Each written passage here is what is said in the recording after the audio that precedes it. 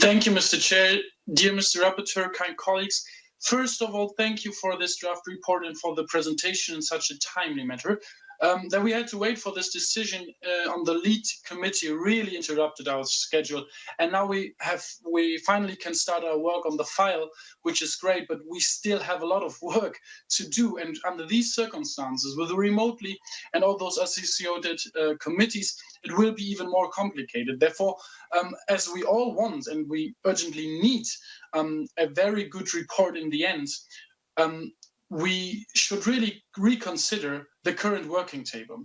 But now on the subject, especially in those troubling times of uncertainty, the people need clarification and a clear path in which direction our society and our economy will change. That's why it is important that we, before we draft reports, that we think and take some time to think about what we promised and what we want to achieve with our legislation. The Green Deal is the insurance that we will transform our economy and get rid of all carbon dioxide emissions. We as a parliament have stated this multiple times in several legislative files and also in different resolutions.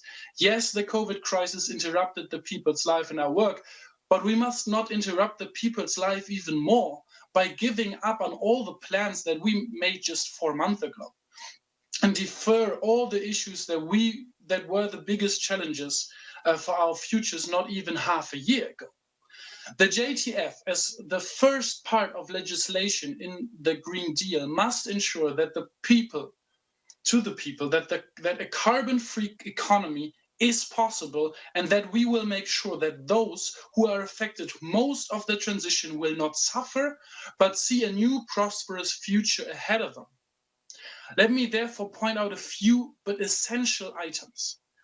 If you want to stop smoking, you simply stop smoking.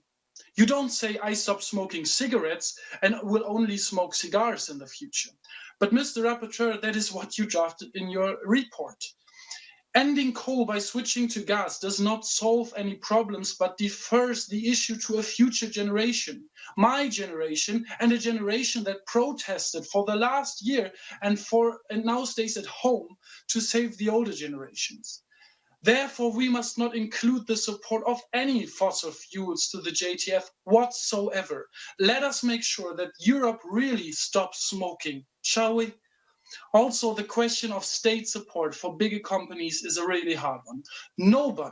Nobody of us can explain to the people that those companies that for the past decades made profit out of destroying our nature and future should now get money to compensate for their losses. This makes no sense.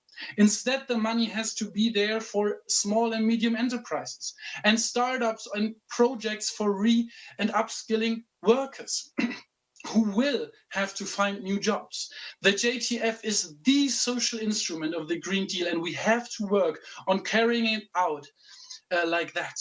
This is why we will also include the support of social inclusion and combat against energy poverty.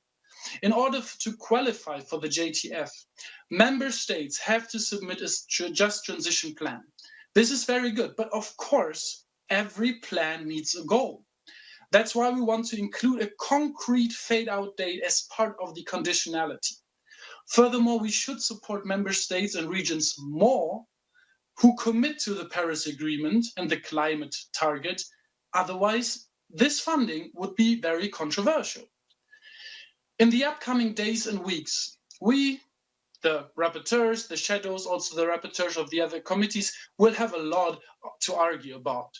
But one thing we all can agree on is, and that is pretty clear, that 7.5 billion euros is not even sufficient to some extent. 17.5 billion, as the rapporteur stated, is much better. But if we are realistic, then we need around 30 billion euros, and that's what we should fight for. Lastly, we need to talk about the co-financing of the CPR, especially in these times of upcoming crisis. We must ensure that the regions have sufficient funding for their programs in ESF and in the other cohesion funds. That's why a Too big co-financing can be dangerous, and we need to lower the factor that the Commission proposed while rising the overall budget. The JTF has one and only one purpose: to help regions and its citizens champion the transition towards a greener and sustainable economy.